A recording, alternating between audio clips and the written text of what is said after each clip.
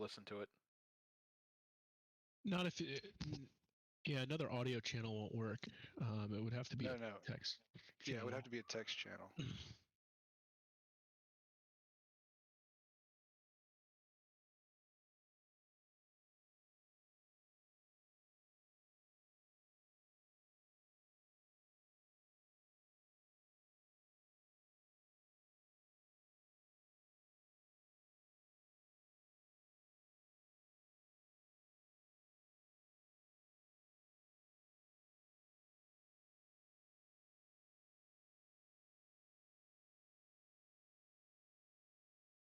Okay. Well, if that's the way it's going to be.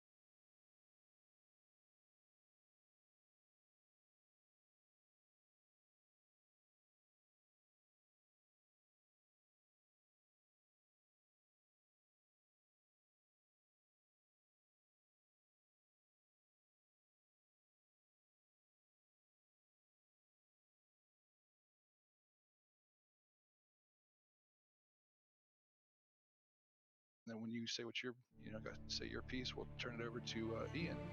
After that, we'll do some drawings, and I'm going to explain how Gravy Draft is going to work tonight, and then we'll get right to it. Cheeto? Everybody, thanks for joining us tonight. So excited for Gray birthday. Like Tim, this has been my first time in online gaming community. So excited to share this with you. We've got a bunch of people joining us from other clans, from other squadrons. Thank you for celebrating with us tonight. Nobody's here to listen to me and Tim, though, so that's all I'm going to say. All right. Well, I'm going to post in general chat a little image that I put together so that you guys can have something to look at while Mr. Fraser here is speaking. I think he'll get a kick out of it, and so will you. I was hoping to be able to put this up on the stage. It doesn't seem to be working out that way, but that's the nature of Gray, is we kind of just wing it as we go. Ian, I'm going to just go ahead and pull you up here and invite to speak. There we go. Ian, are you there?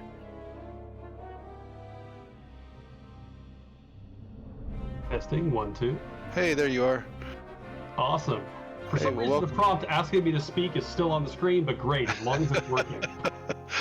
Well, thanks for coming by, man. I really appreciate you taking the time to hang out with us on our birthday. We want to start off by telling you how much we appreciate this. We know this was something of a passion project for you, and we have been doggedly playing this game for a whole year now, and big part of that is what you've done to make it the game that it is. So from all of us at Gray, and honestly the community as a whole, we want to just go ahead and thank you. I've got a little gift for you. I'll get with you after this and we'll figure out how to get it to you. I had some pins made. I think I sent you the pictures. No, actually, I didn't see the pictures. That's all. Oh, well, I'll send you the pictures. We had some pins made for the ranks and for the Gray Squadron, and I would like to present you with a set. That's sweet.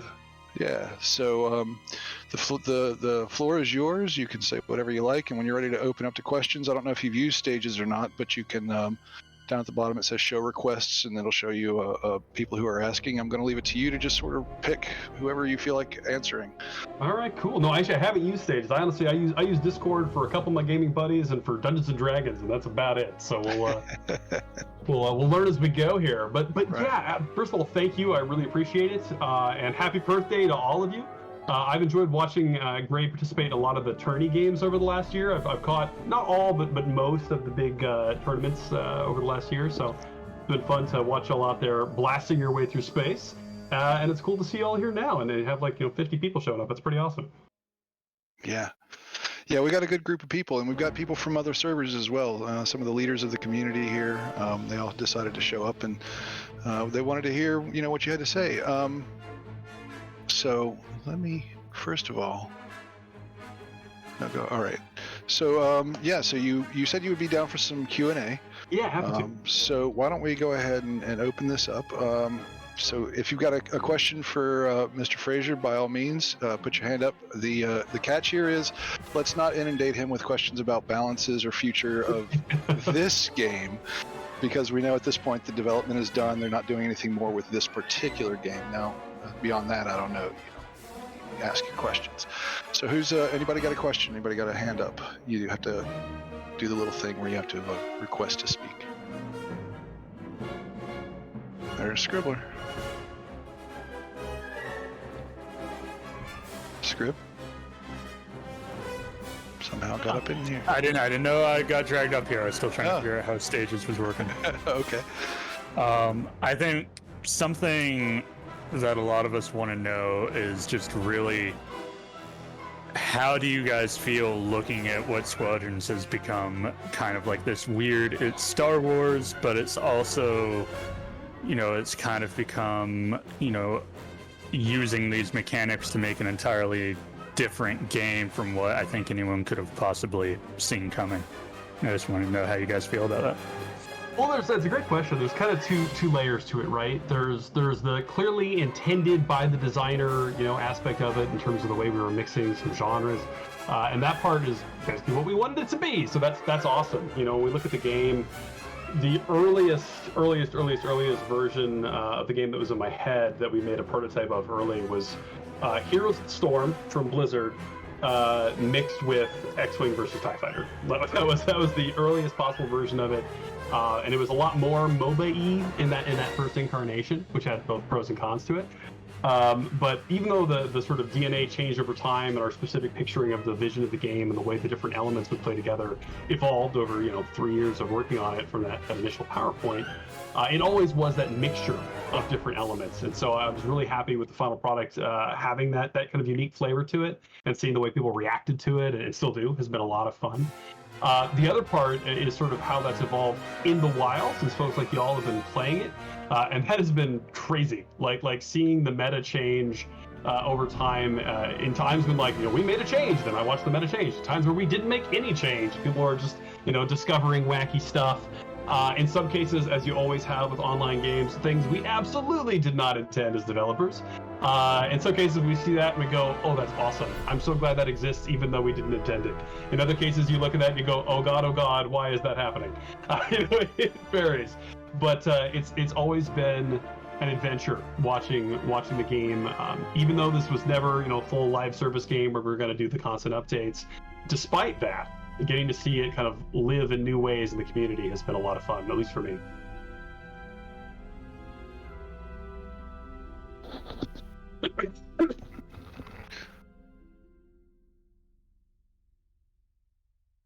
All right, Quinn. Hello. Hey. First of all, thank you for doing this. This is incredibly awesome. Second of all, so in the competitive scene, my main role and a lot of other people's main roles is farming for AI on defense phase. Mm-hmm. And I was wondering, is AI farm as the way it's developed? Was that kind of what you were intending? So now you mentioned that you wanted the game initially to be more MOBA-y, and that creep farm is incredibly important in those kinds of games. Mm-hmm. So I'm just wondering, I guess to reiterate, is AI farming in its current level of importance kind of what was in mind? It's a good question. So it's actually kind of hard to answer. So when we looked at it initially, as you said, there was that MOBA influence, right? And so we did want AI farming to play a role. But we imagined AI farming in the earliest incarnations being something that was more for the low skill player to be able to contribute in a somewhat meaningful way, even if they maybe couldn't hold up in a dogfight. And what happened over time, even internally and then of course in the wild, is that flipped. AI farming ended up being something that the super high skill player who's perfected exactly where the paths are of the AIs, and how do I make my Goliath missile take out a whole cluster of them at once, that kind of thing. It became something we saw there, and it became a bigger and bigger deal in the competitive scene. I would say if I look at the kind of the high level play as it exists now, AI farming takes a larger role than I would like it to be entirely honest. But the intention was always that it would play a role, that it would be something you needed to think about. They're not just set dressing to make the battlefield big, but they serve a functional purpose from a tactical standpoint. So that I'm happy about. I would say that the weight of them on the competitive field is a bit more than I'd like.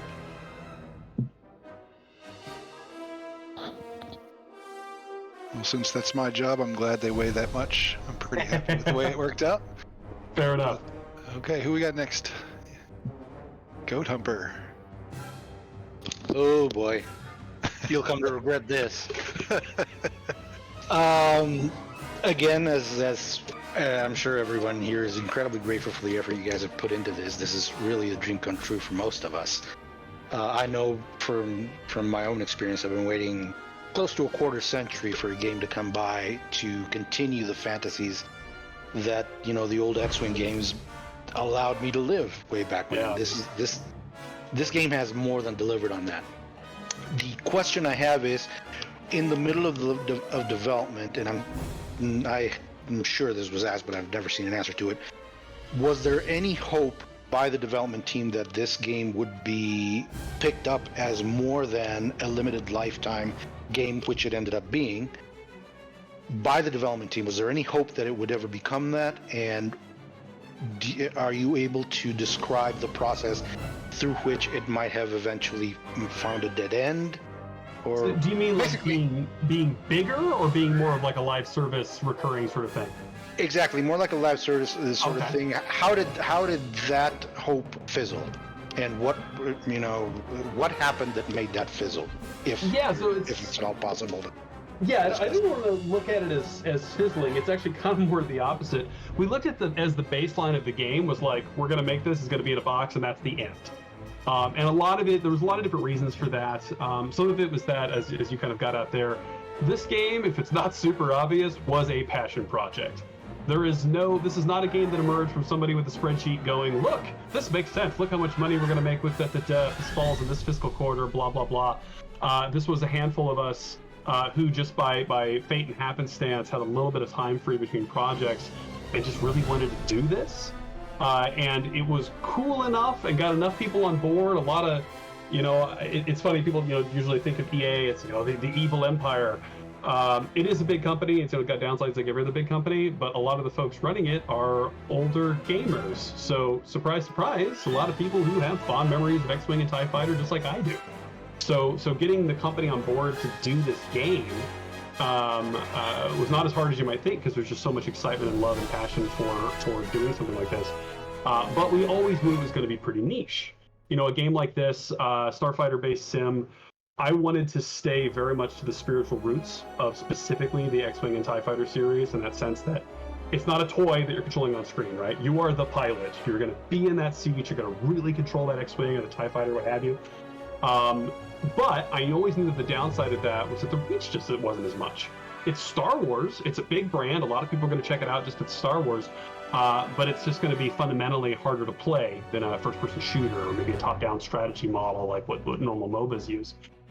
So we always knew that there was going to be kind of a limited reach. And that put into question if it should be a live service title or not, because you need a lot of bodies for a live service title to make sense as an experience and financially. So we always looked at it as more of, we're going to put this thing out there in the world, we're going to see how people react to it, and our expectation was most people would be like, this is cool, I'm going to, I consume some of this, and I've gotten to, whatever rank I wanted to get, and on I go. But if we were to discover that people really kind of like glommed onto it, especially in the early days, then we would, pull some strings and throw some more resources at it, which is what happened. Especially as we saw our pre-orders were quite nice to see for a more niche game like this. We got excited about that. We knew what we wanted to do as developers. We knew what a lot of the players wanted to do. So we went, we added the B-Wing, the TIE Defender, we added a new map, some other stuff. All of that was above and beyond our base plan. There was no it's not like we had a 10-stage plan and we cut it back to the 1 stage. It was that we had a 0-stage plan and we added a stage based on the reception from players. That said, the game's still ultimately a space sim, which does limit our reach. So in terms of its viability for live service, that's definitely a limiting factor. The other thing I'm just going to be super open kimono with you here. The other thing is that I am not a big fan of microtransactions in games. Something that we wanted to avoid. We really wanted that kind of old school flavor and feel in the game. And to be a live service, for that to make any sense financially, because somebody has to actually keep the lights on and run the servers and basically pay for the existence of that service. It's almost impossible to do that without leaning fairly heavily on microtransactions. And we were hesitant to go too far down that road. So that's part of the thinking too. I'm oversimplifying, but that's definitely part of the thinking. I hope that answers your question.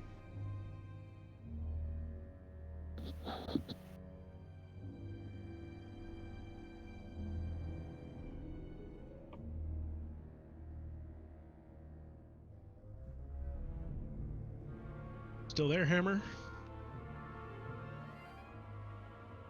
Hello? Monka? Am I on? Yeah, there we go. Yeah. Oh, okay. Whew. Spooky. I know everybody said thank you, but I'd also like to say thank you before giving my question. You've given me an opportunity that I never thought I would have, which is casting in an esports scene.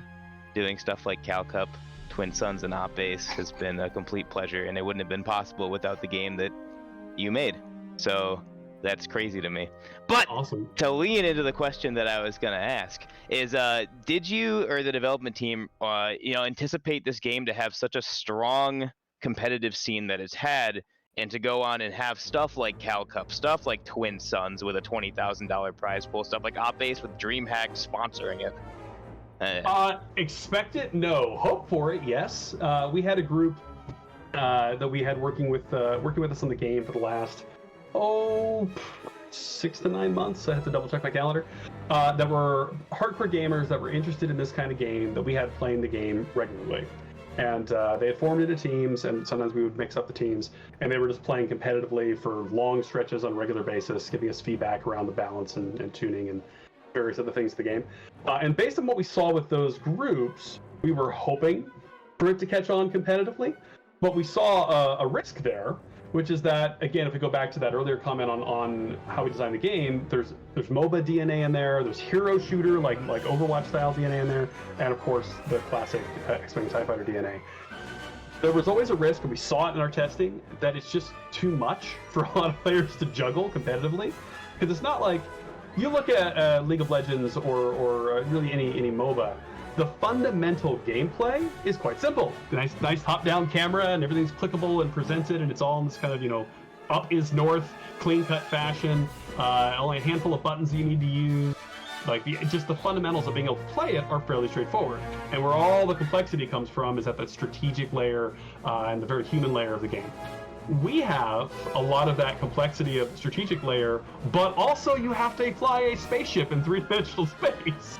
So it's a combination of we're asking a lot in terms of cognitive load from the players, and so when we built it, we hope this gets a competitive scene, but we really don't know if it will, because it's just hard. We're asking a lot for a team to work together effectively, to think tactically, to be able to control their individual spaceship with a fair amount of moment-to-moment challenge around the controls. And that was before there was boost gasping or goose blasting, whatever the hell else, just like the core fundamentals of flying the ship. So we were very pleased to see, as the game got out there in the wild, how much it did get picked up as a competitive experience, as kind of an esport. Thrilled to see folks, go out there and casting, doing sports casting for the games. And as I said, I've watched a lot of the different tournaments and just absolutely loved it. I was always sharing them with members of our team, and even our marketing teams. They also get excited about it. I would not have imagined that we were going to have, $20,000 prize pools. Might have hoped for it, but didn't.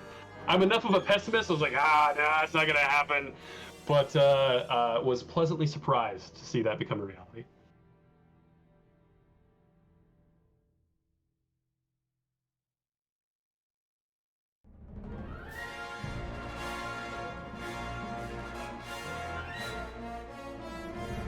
Yeah, you should be next. There you are. Hi, can you hear me? Yep, we got you. Okay, great. I just wanted to say, like everyone else, thanks for making an amazing game. It's connecting me with a great group of people here. Just a little question. I'm curious if you could have implemented one or two other player-controlled ships, or if you could have maybe implemented some of the player-controlled ships differently. What would you have done? What was kind of going around in your colleagues' minds? Oh, a lot of different things. So I always had kind of a running list of ships that I wanted to do. In fact, a running joke in our team. Any of you remember the assault gunboat from the old X-Wing games? Oh, definitely. For sure. Yeah. So that is near and dear to my heart. I love that thing. It's insane and broken, but I love it. Our head of research, who handled all this, she does something different now, but who handled all the Star Wars research at EA at that time, is also a huge Star Wars fan, and we both played the X-Wing Minis game, and he hates that ship. So one of the longest running jokes on our project was me always threatening to put that ship in, and him always telling me he was going to, quit and burn his department to the ground if I did. So there's ships like that I think would have been a lot of fun. There's a lot of stuff from the EU that's always appealing to me. I would have liked to get the E-Wing in, for example. The TIE Phantom was an early one I was really interested in doing, but it's so specialized with the cloak and everything. It's some things about that make it hard to argue for from a lore standpoint. It's Star Wars, right? There's a lot of ships I would like. Even if we go outside the playable ships, one of the things I wanted to do that we never managed to do was get the old Victory class Star Destroyers back in, because I'm enough of a kind of old timey Star Wars dork that a lot of the stuff that isn't canon anymore, I take a very specific and almost perverse joy in bringing those things back into canon. So like us putting the BFF-1, the bulk freighter in, we totally did not need to do that. But that was purely like I friggin' love this thing in TIE Fighter, I'm gonna put this in our game, and then it is officially, technically canon. And the Victory-class Star Destroyers were a similar one for me. But honestly, they were close enough in function to the Quasars that I just couldn't justify the resources to do it. There's your random aside for you, but yeah, short answer is there's a lot of different ships, both playable ships and non-playable ships that I would have loved to get in, but it's game development, right? There's always limited resources, and you're constantly triaging what makes the cut. Marenta, you're up next.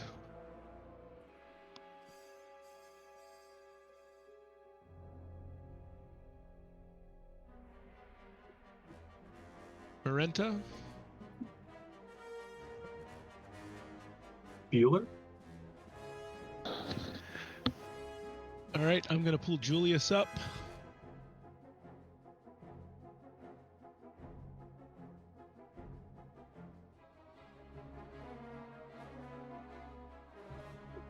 Julius, invite to speak there.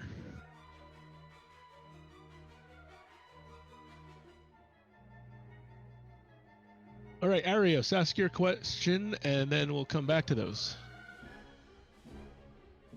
Hey, Ian.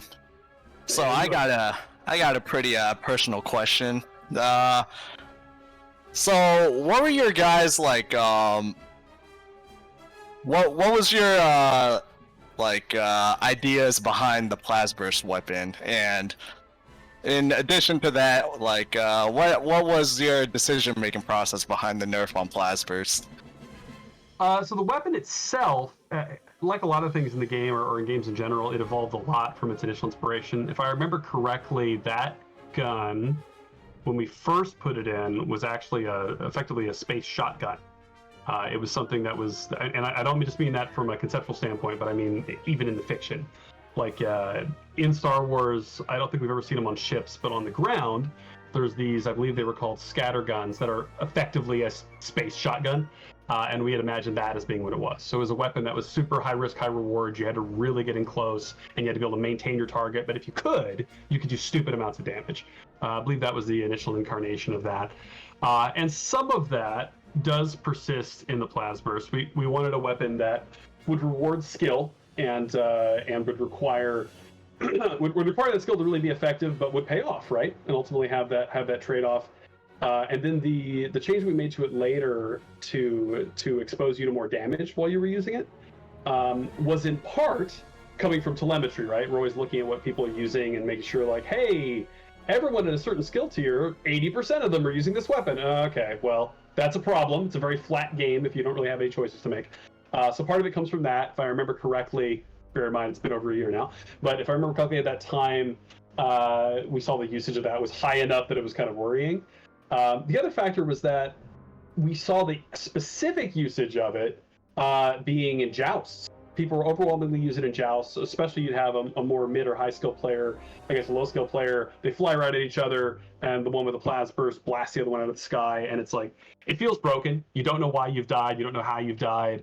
It doesn't feel like you could have done anything differently, and you could have, but there's no way you could have known that in advance. Whereas what we wanted it to be was that risk-reward trade-off thing where you'd be pursuing someone and not really using it as a jousting tool, but using it when you're tailing someone. And by opening up that vulnerability to the player, that was intended to reinforce the intended play style and not see it used as much in the joust context. And that did, for the most part, seem to work telemetry-wise.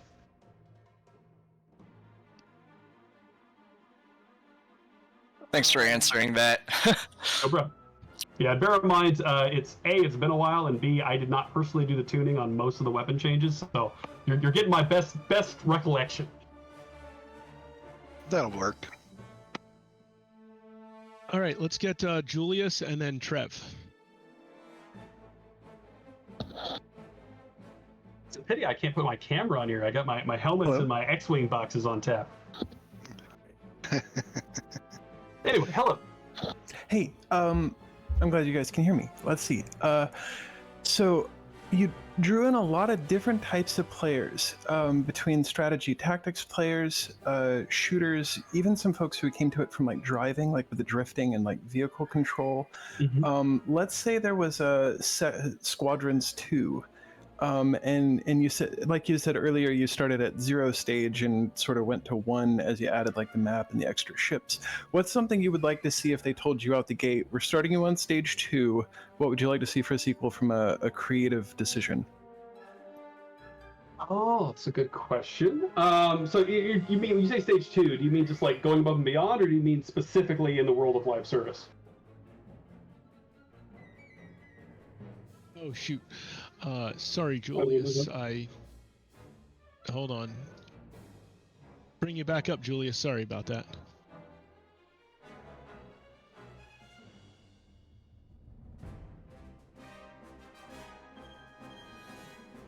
Just want to make sure I understand the question there. Hey, Julius, can you there you go. Hey, Sorry. yes. Sure. What I meant was how you had limited resources and limited attention and weren't sure about pre-sales. And it was sort of a reference to what you had said earlier about how you were going from like no resources to like, okay, now we have a little bit more we can give because we have the pre-order attention. And, you know, if they were just like, all right, we're going to start you one step past that and we get you the sequel, like creatively, what would you like to see? Oh, what can I say?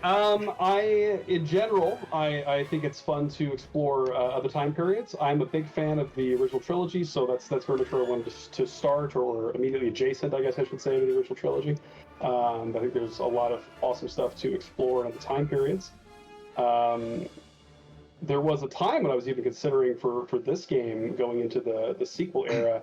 Didn't work out for various reasons. In retrospect, I think that's probably for the best, but there is some exciting stuff to do both before and after the OT. So some of it's that. Some of it is always looking for ways to open this experience up to more people. Because a big challenge, as I alluded to earlier, a big challenge we always had is just it's hard to play, and like in terms of flying the ship and also having all these tactical considerations. So how would you open that up to more people? Whether that's in individual modes that are maybe more accessible. Or what you can do mechanically that are going to make it more accessible, but in a way that isn't going to lose the gritty, crunchy fun of the game that we have now. Because that was, even with this game, was always one of the big challenges. Was there's plenty of things we could have done and had the opportunity to do to make the game more accessible and playable by more people, which by default is a good thing, since you're a game company that needs to sell copies of games. So by default, that's good. But we didn't want to lose the spirit and the flavor of the classic X-Wing TIE Fighter, so there's a lot of things we chose not to do for that reason. And I think if we were to do another, I would probably have that same rule, but with more time, energy, and budget and so on. I think there are ways to expand the game experience to more people. It's interesting, we talked about early on in the game and didn't do, that I think might be fun to pursue if we were to do a sequel, would be more co-op stuff in the context of the specific game. Like, you're on the turret while I'm flying the ship, that kind of thing, with larger ships, not something you're generally going to do with the little snub fighters. Beyond that, I think something in the space of a meta game beyond the moment-to-moment battles could be quite interesting. Stuff I think would be interesting to pursue with a bigger version of Squadrons. All right, Trev, you're up. Hello, Mr. Tibermoon. So Julie sort of stole some of my thunder. So I'm gonna have to think on the fly of how to modify my question. But Star Wars Squadrons exceeded all expectations as far as sales go. And the competitive scene has been, the grassroots competitive scene has been great. So, going forward, do you think a sequel is commercially viable? And should we maybe perhaps expect one? So, fair question, but anytime we get into what's actually coming in the future, it gets into the space of things I'm not allowed to talk about, I'm afraid. And that's fair. The big question is always, do we have to wait 20 years? Or... It's come on, guys. I had to wait 20 years, so at this point, come on. Right. Yeah, it is funny as we're starting the project. Just so many, like, the handful of us that were there, the original crew, had literally been waiting 20 years. Really wanted this, and we're not the first team. Pardon me. We're not the first team to do it. There's been, I'm not sure how much y'all follow on the game industry, but there's been a half a dozen different attempts by different studios and companies over the last 20 years to do a spiritual successor to what made X-Wing and TIE Fighter. And they've all failed for one reason or another. The funding got pulled, deal didn't work out, the prototype wasn't all that fun, and it went by the wayside. Wide variety of reasons. It has never worked. So we constantly had this feeling developing the game of, if you've seen The Princess Bride, Wesley, work hard, I'll most likely kill you in the morning. Every day on this project for roughly the first 2 years felt like that. Of like, yes, this is almost certainly not going to work because it never does, but we're going to keep trying, by God. And I was obviously pleased that it eventually worked. But will there be another one next year, 2 years from now, 10 years from now? I'm afraid I can't say. Thanks, Cyber. I asked like the question everyone wanted to hear in the room, and like no one's wanted to ask, but like. Yeah, no, I totally get it. I would ask the same, but you know how it goes. I can't say what I'm working on, can't say what's coming next, can't say really anything about anything concrete about the future. I can tell you that a lot of people from the Squadrons team are currently working on Dead Space, and they are doing an amazing job. So if you're Dead Space fans, like there'll be some pretty cool stuff coming down the pipe for you there. But that's the only thing I'm allowed to talk about right now. Appreciate it. Thank you. And that's fair. It's a funny thing that we got this game, and I don't know, maybe this is a lack of my gaming experience, but it seems like for a game to more or less have hit the end of life or the end of planned life within a year, it's very sudden and very shocking, and we're all just aching for that next installment already. And it's just it's a fair question, and we understand, but we're all going to be waiting with bated breath for the next announcement from whether it's Motive or EA or whoever else. If it's got an X-Wing in it, we're going to be looking for it. Totally get it, and I appreciate that. All right, next up should be Marenta. She found her invite to speak, I believe. So you're up if you can get in here. There we go. I should warn you, my wife is calling me for dinner, so I am running out of time, but I will happily take the question.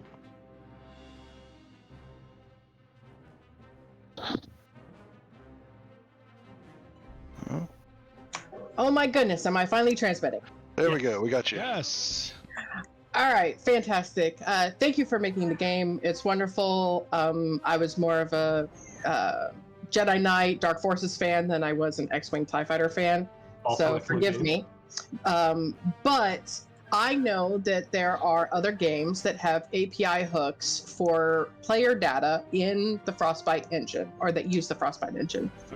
Was it always a decision to not include that API hook to pull player data from the game, or was it just something that maybe the structure of the game or how the game was written precluded you guys from actually including that hook? With regard to external hooks, there were two kinds of hooks that we wanted to do. One is basically what you're getting at, which is opening up that API for players to like build their own stat website, that kind of thing. And the short answer of that is we wanted to do it, but it fell through. When you make a video game that is made by a studio that is owned by a large company, that is in partnership with another large company, that is owned itself by even a bigger company, as you'd imagine, there are a lot of really complicated like legal challenges around anything, but especially anything that involves player data, because all the laws and rules around privacy make that stuff super finicky. And so ultimately, it just wasn't something we could arrange between EA and Lucasfilm, Disney, and all the various powers that be. It was a very complicated thing. Not so much from a technical standpoint, but from just all the legal and rights and blah, blah, blah, blah, blah. Sadly, did not pan out. We did want to do it, just didn't work out.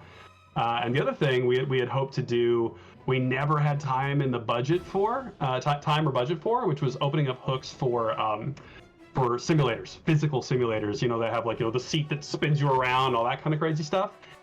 The problem with that was that, well, one, those things are so incredibly rare that almost no one owns them. So for me to justify like, we need to spend X dollars to support this thing is a really hard sell when there's very, very, very, very few people that own them.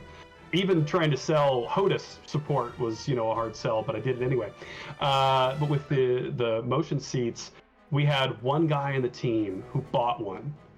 And because obviously you have to have one in order to actually like test functionality. So in his spare time, like on his weekends, he was working away on the support to be able to get those to work. But they kept delaying the shipment of him getting that, getting his actual, I forget what the brand was, but his motion seat. And so he didn't end up getting it until really, really, really late, which delayed all of him working on it, and we basically ran out of time. So that one was always sad for me, because even though it's only a very small number of people who would use that, it just would be darn cool. That one just straight ran out of time. Well, let me say, just poking through the general chat right now, there's a whole lot of people want to thank you for fighting for HOTUS, because that's a real thing for a lot of us. That's an immersion thing that I don't think we could live without at this point. So it's huge. I'm really glad folks appreciate it, including HOTUS, which is something that was lower priority for me, but we got a lot of notes from the community of people that wanted to use HOTUS, the 2-stick. So I was glad we were able to get that in there, and we. This is folks always wonder how much we listen to the community or how much it matters, and it does matter. As a specific example, I always wanted to get full stick support on the consoles as well, not just on PC. And it's a hard sell because, kind of like with the motion seats, there just aren't that many people that actually own a joystick for console. I mean, it's rare on PC, but it's comically rare on console. So to try to make that case that you need to do it is hard. But we always wanted to do it anyway. And as the game was going to come out, you're running out of time, as you always are at the end of a project. It wasn't going to fit. The console support for HOTUS wasn't going to fit. And I really wanted to get it in on the day one patch. But when you're in development, when you're making a day one patch, every single thing you put in there is a risk.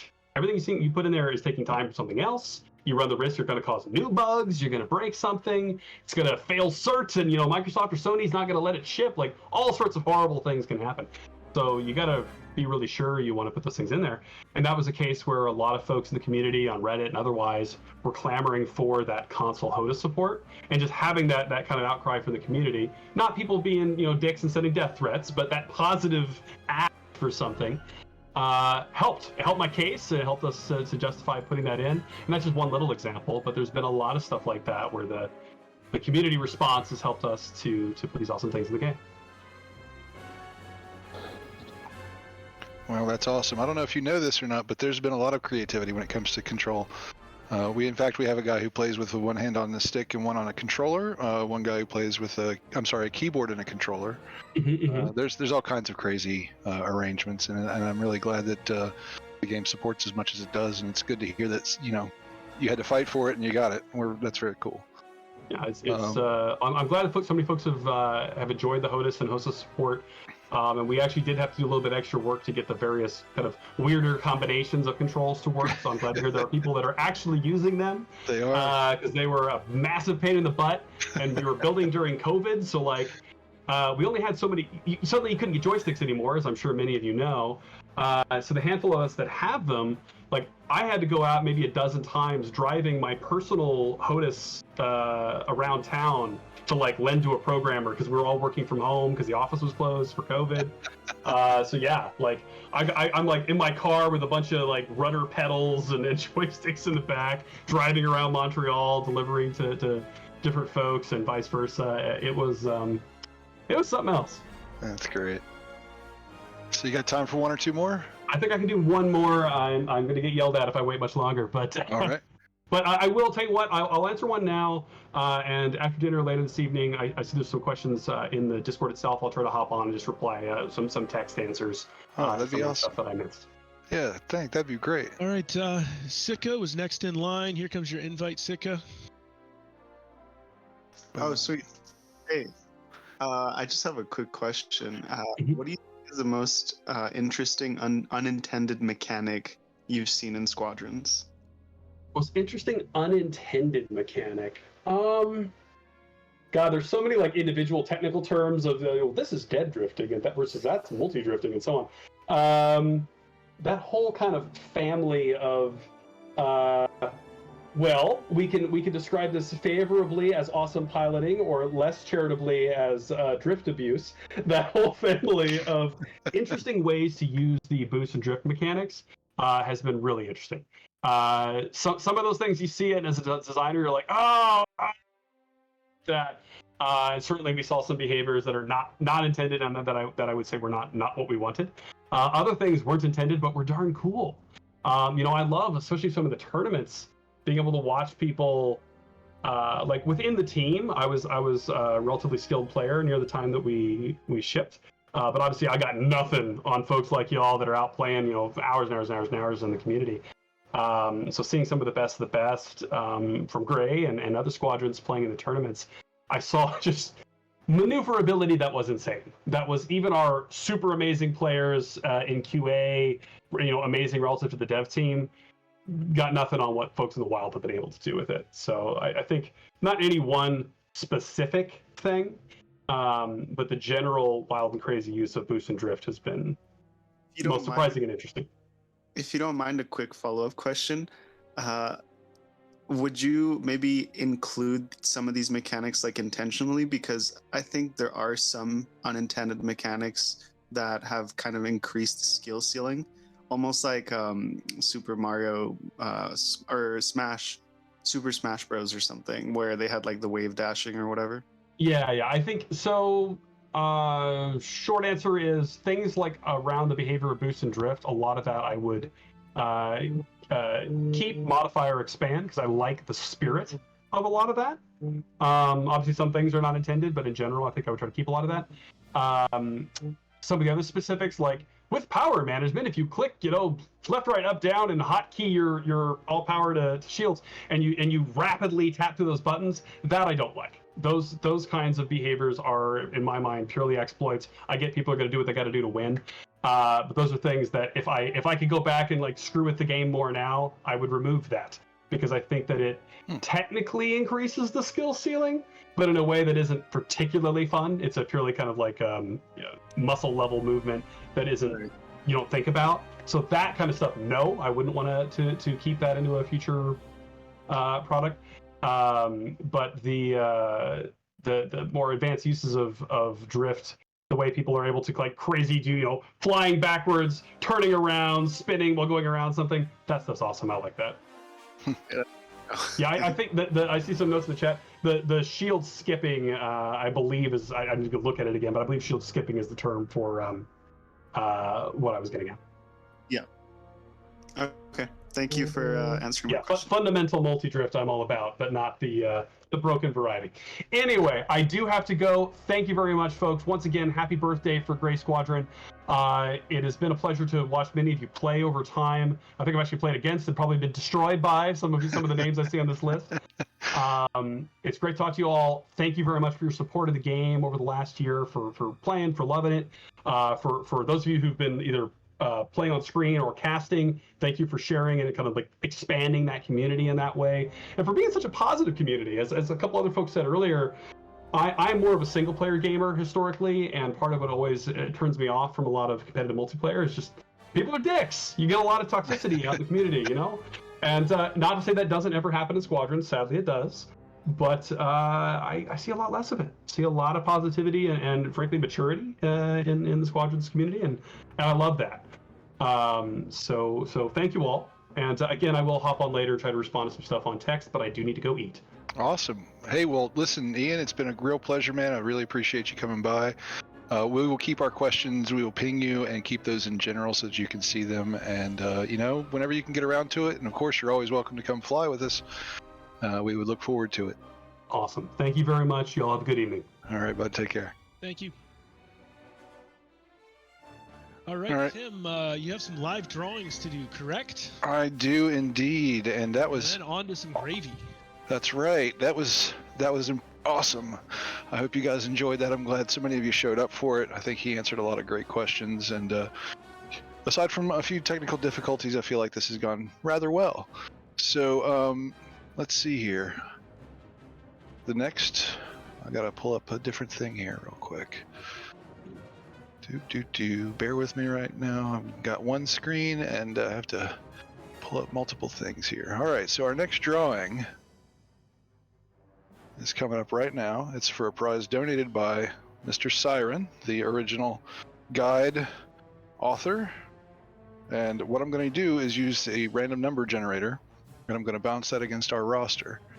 And what happens is the random number generator will give me a number between 1 and 215. It's 215 because we have 15 active cadets. And I will hit this until I get a number from someone who is active with an FO number, and that person will win Mr. Siren's gift. 123. No 123. 211. That's one of our cadets. Which cadet is it? It is Staffy Cat. Staffy Cat, let me... Jito, I'm sending you a couple of pictures here real quick so you can post them in the announcements. Yep. I will do so. Right there. Staffy Cat, you have won a Metal Earth kit of your choice for Star Wars from Lieutenant Siren. It is, if you don't know, and you're probably not in here listening anyway, but if you don't know, if you're not familiar, these are cool little pre-cut metal models, for lack of a better word. Super cool little gift. Yeah, hopefully you don't cut your fingers open or, I don't know, parts of your body off with it. That would be bad. So the one I'm really excited about, not that Siren didn't donate an awesome present, but Suchi blew me away a couple of weeks ago or a month ago when he said he was going to give away this next cool thing. And I got to tell you, it is super cool. If you guys don't know, it's the Amazon has or not Amazon, I guess, but they make a liquor bottle that is a stormtrooper helmet. And I just can't even tell you how cool that is to me. I'm probably going to end up buying one of these just for myself. But for the time being, we have to do another drawing. So here's my lucky number generator. And here is the roster. So let's go. 68. Who is 68? C-Spark. C-Spark, you have won yourself a booze container. If you're not in here, that's okay. But those are the two we're going to give away now. We're going to do some gravy, and then we're going to come back in here around 8:30, and we're going to give away a few more prizes, and we're going to give away some awards. And we got a couple of words for some of our friends from other servers, and I think we're going to have ourselves a good old time. We still have some people with their hands up to speak. I'm going to assume that these are leftovers from Tibermoon. Does anybody have any questions or comments they want to make in public right now? Because I'm ready to shut this down and get gravy started, at which point we are going to go over to the Gravy Draft Night channel, and we will facilitate a little gravy, get a little stuff going on here. Looks like Booster's got a thing he'd like to... Oh, no. Okay, well. So no questions, comments, moans, groans, complaint. It's Gravy Draft Night. So thank you guys for coming, and we'll be... There's Quint. What do you... Let's see here. There's Quint. What do you... Let's see here. Request to speak is out. Testing 1 2. There you go. I just wanted to comment, Gray Squad, best squad. That is all. Why, yes, it is. All right. Well, thanks for that. Go ahead and head on over to the Gravy Draft Night channel. It is under Squadrons Flight Comms, and we will get Gravy Draft started. Thanks for showing up.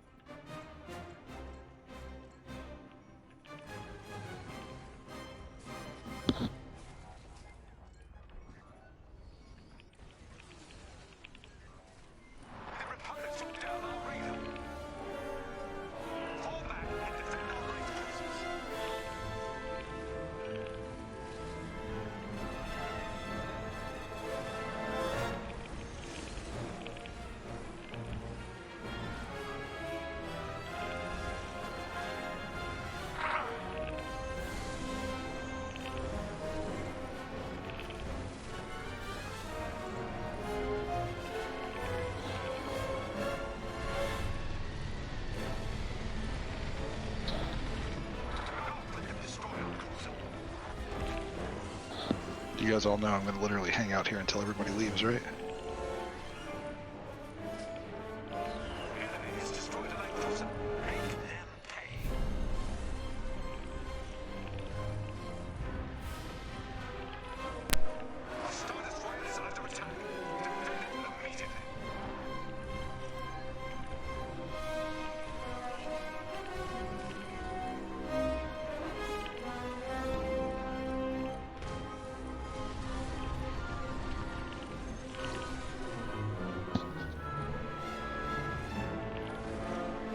Hi, Tim.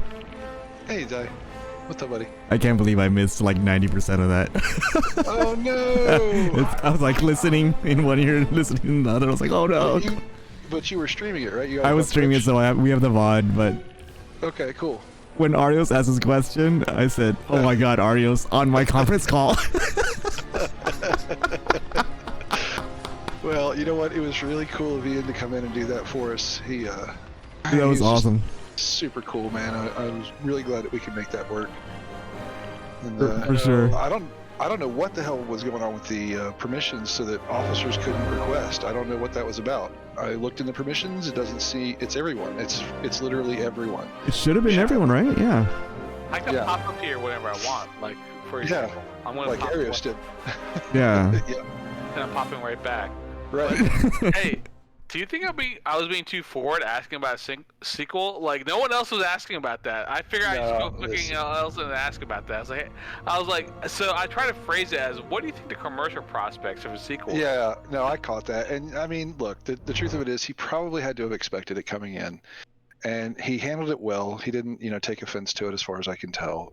And if he did, well, he'll say something to me. But I honestly, I think when you're in that position, you have to expect certain questions to arrive on a regular basis. And he did